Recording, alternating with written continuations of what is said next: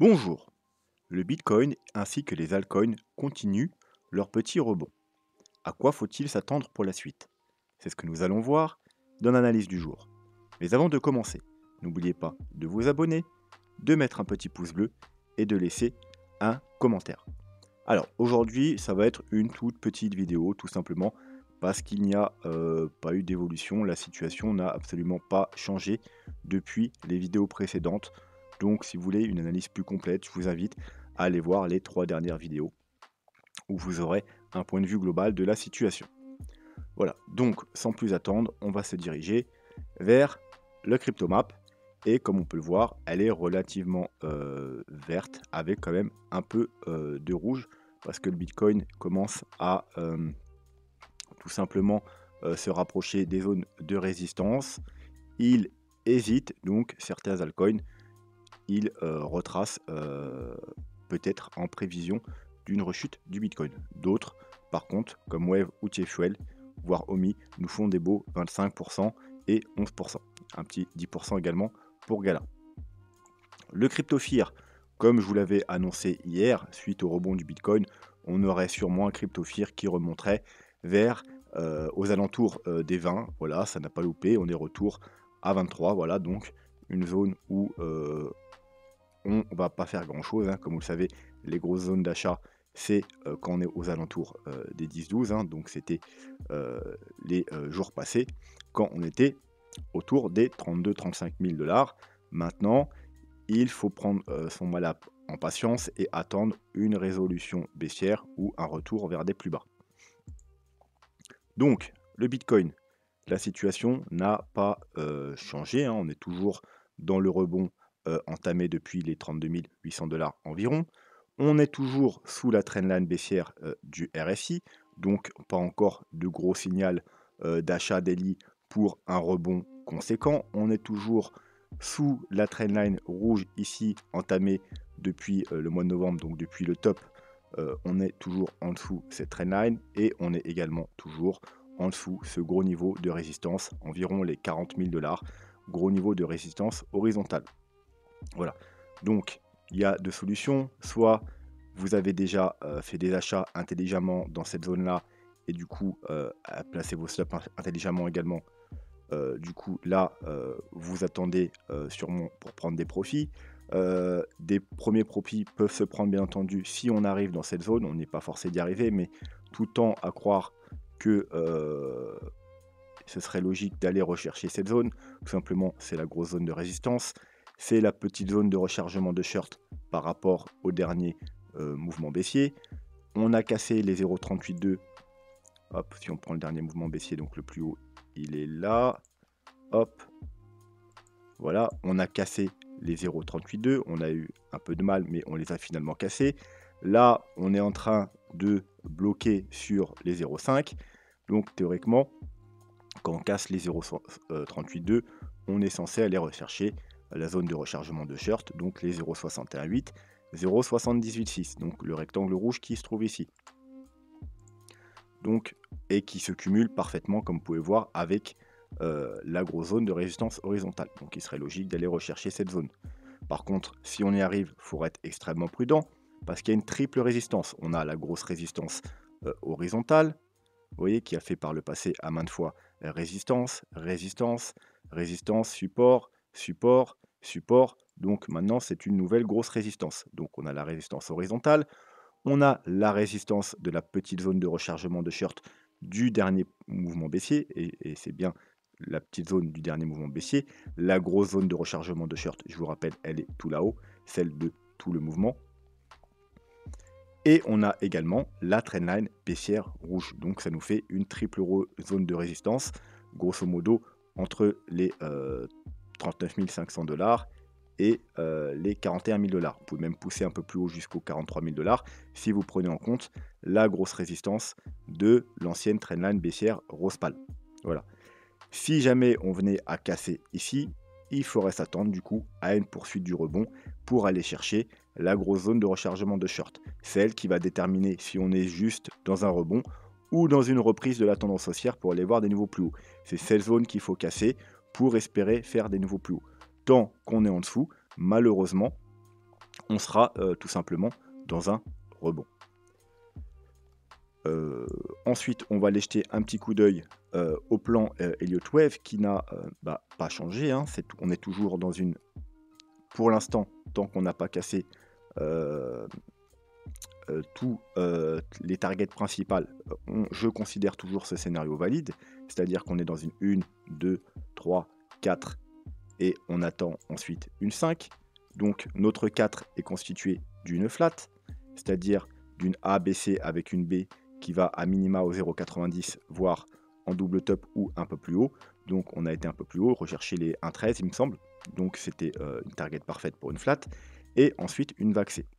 Voilà, la vague C, les targets de la vague C, elles sont au nombre de 3 on va dire. Donc il y a les 0,618 qui étaient par là qu'on a déjà cassé. Il y a les 1 qui sont par ici. Et ensuite les 1,13, 1,23,6. Donc je vous rappelle qu'il y a deux méthodes, les gens défendent deux méthodes par rapport au target. Il y a la première méthode qui tout simplement consiste à prendre le retracement par rapport à la vague AB. Hop, comme ça.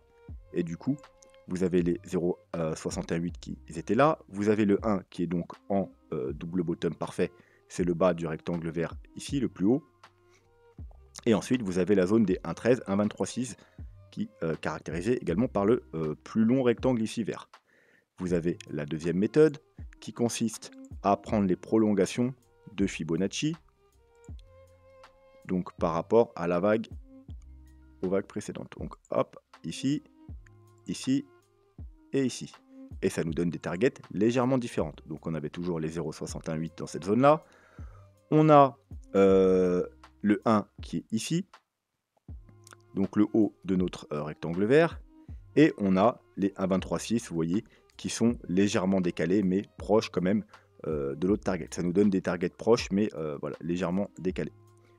Voilà. Donc on a toutes les targets. Comme vous pouvez le voir, on est venu parfaitement rechercher, alors à quelques dollars près, hein, à, grosso modo, à peut-être 100 dollars près, on est venu chercher la target des 1 par rapport à la prolongation. Donc c'est une target potentielle, donc il est possible que la vague 4 se finisse ici. Après, moi, comme je vous ai dit, on va passer en daily. Ce que j'aurais aimé voir pour être vraiment persuadé qu'on a atteint un bottom, c'est une divergence en daily, tout simplement parce qu'une flat est constituée de 3 mouvements baissiers, 1, 2, 3, 3 mouvements haussiers, 1, 2, 3, et 5 vagues baissières. Et comme vous le savez, en Elliott Wave, la 5e vague doit toujours être en divergence. Et là, si on compte les vagues, on compte bien une vague, deux vagues. Alors, on pourrait compter 3, 4, 5, effectivement, sauf que la 5, vous voyez, c'est la plus basse sur le RSI. Donc, en général, la plus basse, ou la plus haute, hein, si on prend l'inverse, c'est la vague 3. Et on veut une vague 5 qui diverge. Donc, théoriquement, si vraiment on est dans une flat, on n'est pas censé avoir trouvé le bottom ici. On est censé avoir une vague 1, 2. Là, c'est juste, on a trouvé la 3. On devrait avoir un rebond de 4. Et ensuite, une vague 5 qui diverge par rapport à ici. C'est-à-dire qu'il nous fait un plus haut alors qu'on aurait un plus bas sur le prix. Dans l'idéal, c'est ça qu'on voudrait voir pour vraiment être persuadé que la flat est finie. Voilà. Après, comme je vous ai dit, on a quand même atteint un objectif. On pourrait décompter 5 vagues, mais c'est pour ça d'ailleurs qu'on a tenté des achats ici, avec surtout la divergence, la grosse divergence H4. Mais voilà, moi j'ai tenté en tant que trader. Maintenant, les investisseurs, vous, si vous faites du DCA, bien entendu, vous pouvez faire un palier ici. Mais ceux qui veulent attendre des confirmations haussières, eh bien, vous attendez soit qu'on aille plus bas et qu'on fasse la divergence, soit tout simplement qu'on ait des confirmations haussières. Et pour l'instant, eh bien, on n'a rien du tout. On est toujours en dessous les grosses résistances. En daily et dans les time frames supérieurs, les indicateurs nous ont toujours rien donné. On ne va pas les revoir, on les a vus les jours précédents, mais il n'y a toujours aucune indication de retournement de tendance. Donc, on prend son mal en patience et tout simplement, on attend le développement. Ensuite, un petit coup d'œil à l'Ethereum. Donc l'Ethereum, qu'est-ce qu'on a? On a également une grosse trendline baissière qu'on a recassée. Voilà, donc c'était un peu ce niveau-là qu'il fallait vous dire: «Attention, on va aller beaucoup plus bas», on a recassé la trendline baissière. On est venu dans un premier temps chercher, ce gros support, un petit rebond, presque un pullback sur la trendline et on repart fortement à la baisse. Maintenant, qu'est-ce qu'on a? On a tout simplement une grosse zone horizontale de résistance, ce gros rectangle rouge. Vous voyez? Qui a fait résistance, résistance, résistance, résistance, support, support, support. Voilà, donc tout ça, c'est une très grosse zone de résistance. C'est cette zone à passer si on veut aller rechercher à minima la zone de rechargement de short qui se situe entre les 3500 et les 4000 dollars. On a également, vous voyez que le haut du rectangle, il y a une grosse ligne bleue. C'est tout simplement les 0,382 par rapport à toute la baisse. Hop, un fibo comme ça, vous voyez, c'est les 0,382. Donc en général, c'est ce qui détermine si on va aller rechercher, si on aura un gros rebond ou pas. Voilà. Le rebond peut se terminer. Alors vous voyez là, on est sur les 1,23,6, hein, on est en train de les casser. Donc on n'a pas encore clôturé, c'est pas encore, la cassure n'est pas validée. Si on arrive à casser les 0,236, on ira probablement rechercher les 0,382 et c'est là qu'il faudra être très prudent parce que non seulement c'est le haut de la grosse zone de résistance, mais c'est également les 0,382.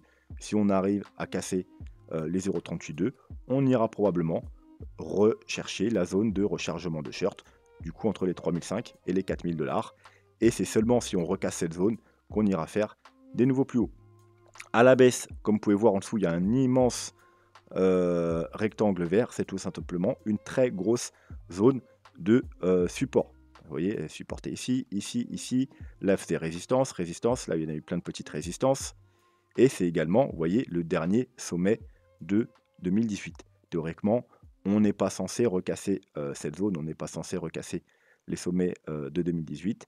Mais quoi qu'il en soit, si ça devait arriver, l'objectif, ce serait la trendline très long terme hein, qui date depuis 2015. Vous voyez qu'on a touché ici et ici. Donc du coup, si on devait la casser, on pourrait aller rechercher cette trendline vers les 1000 dollars tout rond. Voilà. Mais théoriquement, c'est une très grosse zone de support, donc on n'est pas censé la casser. Ensuite, un petit coup d'œil rapide au total market cap 2. Donc le total market cap 2, c'est quoi? C'est l'ensemble des cryptos, excepté le Bitcoin. Donc en gros, c'est l'ensemble, tout simplement, des altcoins. Donc comme vous pouvez voir, on va se mettre en daily pour commencer.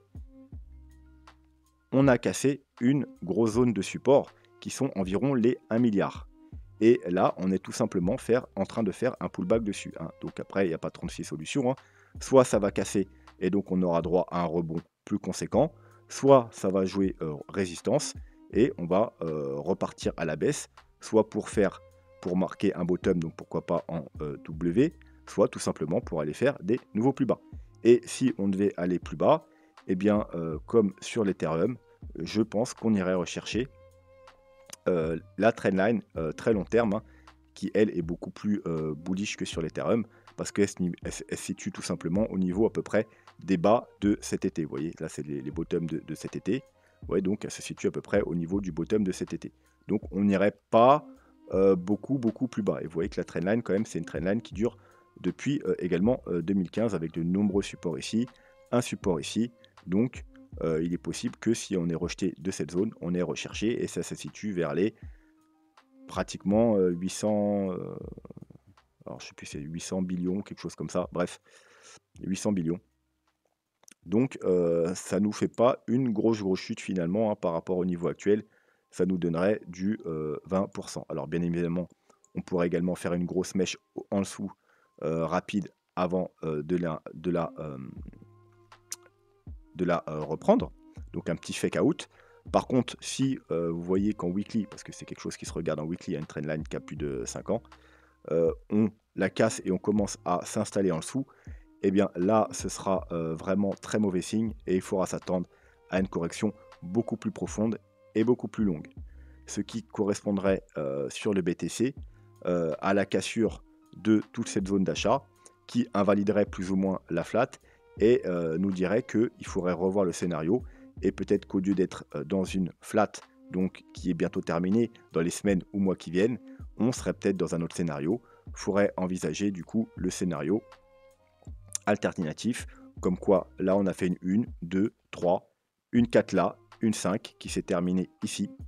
Et du coup, là, on serait, si ce scénario est le bon, dans une correction de tout ce mouvement-là, débuté en 2018. Ça veut dire que ça, ce serait une grande vague 1, hop, et que là, on aurait entamé une vague 2. La vague 1, elle aurait duré de décembre 2018 à pratiquement décembre 2021, ça veut dire 3 ans. Donc, pour corriger un mouvement de 3 ans, il faut un mouvement qui dure, je dirais, au moins 1 an. Donc, on serait seulement au tout début de la correction. On serait, en grosso modo, vous savez qu'une correction souvent se fait en 3 mouvements. Donc, on serait potentiellement seulement dans une A, et ensuite on aurait une B, et ensuite on aurait une C, et on irait probablement rechercher entre les 14 000 et les 20 000 dollars. Et d'ici, voilà, ça durerait au moins 1 an, toute la correction. Ça nous donnerait un bear market de l'ampleur qu'on a eu tout simplement en 2018. Voilà. Et ça correspondrait sur les alts à la cassure, si on venait casser en weekly cette trendline. Voilà, ça nous donnerait pareil un signal comme quoi qu'on entrerait dans une correction beaucoup plus longue parce qu'on casserait la structure du marché. Voilà, ce sera tout pour aujourd'hui. N'hésitez pas en commentaire à me donner des altcoins tout simplement parce que si la situation évolue pas trop sur le Bitcoin, j'en profiterai pour, si parmi les altcoins que vous me donnez, il y en a qui ont, on est dans des zones d'achat intéressantes, eh bien je les analyserai pour vous. Donc n'hésitez pas en commentaire à me donner vos altcoins. Sur ce, je vous souhaite une très bonne soirée et je vous dis à demain. Tchuss.